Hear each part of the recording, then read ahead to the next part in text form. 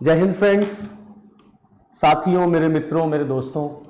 जैसा कि आप सब जानते हैं कि कई राज्यों में विधानसभा के चुनाव की डेट्स आ चुकी है, जैसे हरियाणा है, महाराष्ट्र है और जम्मू एंड कश्मीर है, जिसमें सबसे इंपॉर्टेंट है जम्मू एंड कश्मीर में होने वाला चुनाव। आज मैं उसी से रिलेटेड कुछ आपके साथ बातचीत करूंगा। भारत की राजनीति पर बातचीत होगी कि हमारे देश की राजनीति जो है वो किस तरीके से करवटें बदलती है और कैसे क्या क्या चीजें हमको देखने को मिल रही हैं भारत की राजनीति में। 2019 आप सबको याद ही होगा। 2019 में भारत की संसद ने जम्मू एंड कश्मीर से आर्टिकल 370 को हटाया था। 370 जो जम्मू कश्मीर का स्पेशल स्टेटस था, विशेष राज्य का दर्जा, उसको 2019 में बीजेपी सरकार ने इंडियन पार्लियामेंट के थ्रू उसको हटाया था। तब से वहां पर केंद्र शासित प्रदेश है, वो केंद्र शासित प्रदेश का दर्जा मिला हुआ है और सरकार ने क्योंकि वादा किया था कि हम वहां पर जल्द से जल्द इलेक्शंस कराएंगे और रिस्टोर करेंगे वहां पर हम विधानसभा का स्टेटस। मींस जो जम्मू एंड कश्मीर का स्टेटहुड है उसको हम रिस्टोर करेंगे, यूनियन टेरिटरी को हटाएंगे। 10 साल के बाद जम्मू एंड कश्मीर में इलेक्शन होने जा रहा है। 2014 में वहां पर सरकार थी बीजेपी प्लस पीडीपी की, बाद में फिर चल नहीं पाता है। सांप और न्योले की दोस्ती तो कभी होती नहीं है।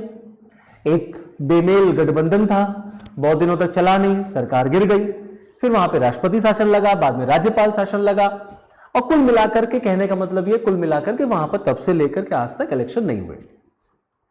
अब वहां पर इलेक्शन की डेट्स आई हैं।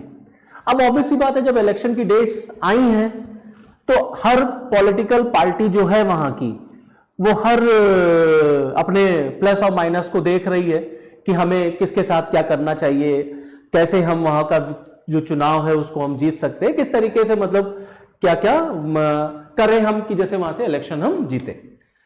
उसी बीच एक न्यूज निकल के आई कि कांग्रेस और वहां की जो रीजनल पार्टी है, जो वहां की का क्षेत्रीय दल है, that is National Conference, Farooq Abdullah, Omar Abdullah की जो पार्टी है, जिनके पिताजी जो थे शेख अब्दुल्ला, वो जानते ही होंगे आप सब, जम्मू एंड कश्मीर की राजनीति के बड़ी फेमस पर्सनालिटी थे शेख अब्दुल्ला, उसके साथ वो गठबंधन करने जा रही है और सारी बातें भी फाइनल हो गई। लगभग सीट शेयरिंग पर ऑलमोस्ट डन है। राहुल गांधी गए थे जम्मू एंड कश्मीर, वहां जाकर के उन्होंने मुलाकात भी की उमर अब्दुल्ला, फारूक अब्दुल्ला के साथ, सारी बातचीत की। दोनों लोग मिलकर के, जो दोनों पार्टीज मिलकर के जो है वो इलेक्शन लड़ेंगी। अब इसी बीच जो बात निकल के आई है वो ये कि ये जो गठबंधन है ये बीजेपी को नहीं पसंद आया। अब बीजेपी ने कांग्रेस से, राहुल गांधी से इसी पर 10 प्रश्न पूछ दिए। 10 प्रश्न, 10 क्वेश्चंस। अमित शाह साहब ने राहुल गांधी से 10 प्रश्न पूछे हैं। अब ये 10 प्रश्न क्या क्या हैं? ये 10 प्रश्न है। 10 प्रश्न क्या क्या पूछे गए? जैसा पहला, नंबर 1, कि नेशनल कॉन्फ्रेंस के जम्मू एंड कश्मीर के अलग झंडे के वादे का समर्थन करती है क्या कांग्रेस? क्योंकि जो नेशनल कॉन्फ्रेंस ने अपना जो मैनिफेस्टो निकाला उसमें उसने वादा किया है कि अगर हम सत्ता में आएंगे तो हम जम्मू एंड कश्मीर को जो उसका अलग झंडा था वो उसको दिलाएंगे। अब क्वेश्चन ये उठता है, एक रीजनल पार्टी किस तरीके से वादा कर सकती है? भाई ये लोकसभा का चुनाव नहीं है, विधानसभा का चुनाव है, इतना तो समझना चाहिए कम से कम। ये लोकसभा का चुनाव नहीं है, ये विधानसभा का चुनाव है और जो चीजें संसद से तय होती हैं वो विधानसभा से कैसे तय होंगी? अब वो वादा कर रहे हैं वहां की जनता को कि हम अगर आएंगे सत्ता में तो हम जम्मू एंड कश्मीर का जो अलग झंडा था वो हम रिस्टोर करेंगे। अब क्योंकि कांग्रेस एनसी के साथ, नेशनल कॉन्फ्रेंस के साथ गठबंधन कर रही है, तो अमित शाह पूछ रहे हैं कि क्या कांग्रेस भी इस बात का समर्थन करती है? क्या कांग्रेस भी इस बात का समर्थन करती है कि जम्मू एंड कश्मीर का अलग झंडा होना चाहिए? क्योंकि एक देश में तो एक ही झंडा चलेगा, 2 झंडे तो नहीं चल सकते। जैसा हमारे देश में था तो एक देश, एक निशान, एक विधान, एक प्रधान होना चाहिए ना। तो यहां तो एक देश था जिसके 2 विधान थे, जिसमें 2 निशान थे, एक भारत का झंडा था, एक जम्मू एंड कश्मीर का भी झंडा था। तो उन्होंने राहुल गांधी से पूछा कि क्या राहुल गांधी स्पष्ट करेंगे कृपया कि वो किसकी तरफ है।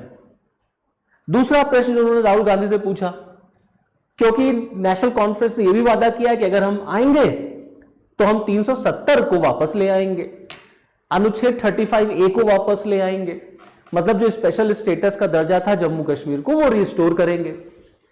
फिर वही क्वेश्चन है, कैसे करेंगे, कैसे करेंगे, क्योंकि ये टॉपिक तो पार्लियामेंट का है और आप जा रहे हैं विधानसभा का चुनाव लड़ने, और आप विधानसभा के चुनाव में जनता से ये वादा कर रहे हैं कि हम ये काम कर देंगे, ऐसे कर देंगे, वैसे कर देंगे, वो गोली मार देंगे, वहां ये कर देंगे, फलाना डमकाना कर देंगे। कैसे कर देंगे आप भाई? अब क्योंकि कांग्रेस एलाई है तो अमित शाह पूछ रहे हैं कि क्या कांग्रेस 370 को वापस लाना चाहती है? क्या कांग्रेस जम्मू एंड कश्मीर में फिर से अशांति लाना चाहती है? क्या कांग्रेस जम्मू एंड कश्मीर में फिर से अलगाववाद, फिर से आतंकवाद को बढ़ाना चाहती है? इस पर कांग्रेस को, इस पर राहुल गांधी को अपनी पोजीशन क्लियर करनी चाहिए कि क्या वो 370 के साथ है कि 370 के खिलाफ है। इसी तरीके से उन्होंने एक और क्वेश्चन पूछा कि नेशनल कॉन्फ्रेंस ने कहा है कि अगर हम सत्ता में आए तो हम पाकिस्तान से बातचीत करेंगे, रिस्टोर करेंगे डायलॉग्स को। तो अब कांग्रेस का क्या स्टैंड है इस पर कि क्या वो पाकिस्तान के साथ डायलॉग करवाना चाहती है, डायलॉग के लिए जाना चाहती है उस देश के साथ जो हमारे देश में आतंकवाद बढ़ा रहा है? जिस देश ने हमको इतने सारे जख्म दिए, हम उससे बातचीत करने जाएंगे?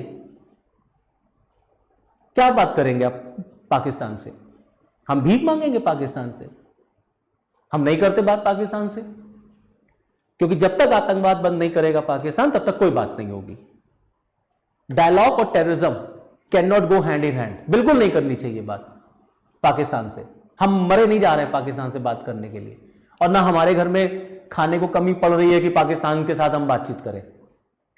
अब कांग्रेस को उस पर अपना स्टैंड क्लियर करना चाहिए कि वो किसके तरफ है, क्या वो पाकिस्तान से डायलॉग का फेवर करती है या नहीं करती, क्या वो आतंकवाद को बढ़ावा देना चाह रही है जम्मू एंड कश्मीर में। इसी तरीके से एक और क्वेश्चन है कि जो कश्मीर में आतंकवाद है या पथराव में जो शामिल थे लोग, उनके जो रिश्तेदार वगैरह थे, उनको सरकारी नौकरियों में बहाल करने का समर्थन या बहाल करने की बात की गई है। तो अब इससे तो आतंकवाद और उग्रवाद और वहां पर बढ़ेगा।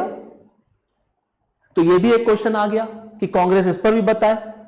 ऐसे ही आरक्षण, जम्मू एंड कश्मीर में जो वाल्मीकि समाज के लोग रहते हैं, जो वहां पर दलित हैं, जो वहां पर गुर्जर्स हैं, जो वहां पर बकरवालाज हैं, उनको जो रिजर्वेशन की बात, उनके समुदाय को जो रिजर्वेशन की बात है, उसको खत्म करने की बात की है एनसी ने। तो राहुल गांधी को बताना चाहिए कि क्या वो दलितों के साथ है, क्योंकि वो तो संविधान की रक्षा करने की बात करते हैं ना, संविधान बचाओ कहते हैं। तो जम्मू एंड कश्मीर में संविधान नहीं होगा, वहां का आरक्षण नहीं है, तो इस बात पे उनको अपनी बात बोलनी चाहिए, बतानी चाहिए कि उनका क्या स्टैंड है। ऐसे ही उन्होंने एक और क्वेश्चन पूछा है कि कश्मीर में जो शंकराचार्य हिल है उसको तख्त सुलेमान, और जो हरी हिल है उसको कोहे मारन का नाम दे दिया जाए क्या। तो जम्मू एंड कश्मीर में जो शंकराचार्य हिल है और जो हरी हिल है उसका नाम बदल करके तख्त सुलेमान और दूसरा कोहे मारन रखने की बात है। तो क्या कांग्रेस ऐसा चाहती है? इसी तरीके से वहां के अर्थव्यवस्था को लेकर के है कि जम्मू एंड कश्मीर की जो अर्थव्यवस्था है उसमें क्या फिर से भ्रष्टाचार और फिर से वहां पे पाकिस्तान का इन्वॉल्वमेंट कराने के फेवर में है कांग्रेस। तो ये भी एक प्रश्न है जो पूछा गया है। ऐसे क्या कांग्रेस जो है वो एनसी की जम्मू और घाटी के बीच जो भेदभाव है उसकी राजनीति का समर्थन करती है कि जो भेदभाव है, डिस्क्रिमिनेशन है, उसके ऊपर कांग्रेस का क्या स्टैंड है। ऐसे ही एक लास्ट जो उन्होंने क्वेश्चन पूछा है कि कांग्रेस पार्टी और राहुल गांधी कश्मीर को स्वायत्तता देने के जेकेएनसी की जो विभाजनकारी नीति का समर्थन करते हैं क्या। तो तमाम प्रश्न, ऐसे 10 प्रश्न जो है वो अमित शाह साहब ने सेलेक्ट किए और राहुल गांधी पर दाग दिए कि राहुल गांधी को ये स्टैंड क्लियर करना चाहिए, क्योंकि अब तो वो एनसी के साथ चुनाव लड़ रहे हैं ना। तो भाई बताइए, आप तो दोनों लोग गठबंधन में हैं, तो आपको बताना चाहिए कि आपका कश्मीर पर क्या स्टैंड है, कि वहां पर 370 फिर से आ जाए या ना आ जाए। 370 पे आपका क्या स्टैंड है? भाई इतने साल रहा। अब राहुल गांधी की मजबूरी है कि भाई जाहिर सी बात है उनके जो है दादा परदादा उनके नाना 370 की लिगेसी रही है, तो वो नहीं चाहते कि जो पंडित जवाहरलाल नेहरू ने शुरू किया उसको कोई भी और हटाए। तो ऑब्वियस सी बात है 370 के फेवर में बोलेंगे। लेकिन जम्मू एंड कश्मीर को 370 से क्या मिला? तो जम्मू एंड कश्मीर का इलेक्शन और जम्मू एंड कश्मीर में आवाम के साथ किस तरीके के वादे, बातचीत किस पे होनी चाहिए? बातचीत होनी चाहिए वहां हम कैसे शांति लाए, वहां हम किस तरीके से लोगों को रोजगार दे सके, कैसे यूथ को वहां पर एम्प्लॉयमेंट दे सके, स्किल दे सके, एजुकेशन डेवलप हो सके। अब जो बात चली गई सो चली गई। अब 370 की बात, आर्टिकल 35A की बात, जो स्टेटस हट चुका, जो आना नहीं है दोबारा, उस पर पब्लिक को इस तरीके से वादे करना, ऐसे करना, मुझे नहीं लगता कि ये ठीक है। इस पर जाहिर सी बात है, इस पर बिल्कुल कांग्रेस को जो है और राहुल गांधी को अपना स्टैंड क्लियर करना चाहिए।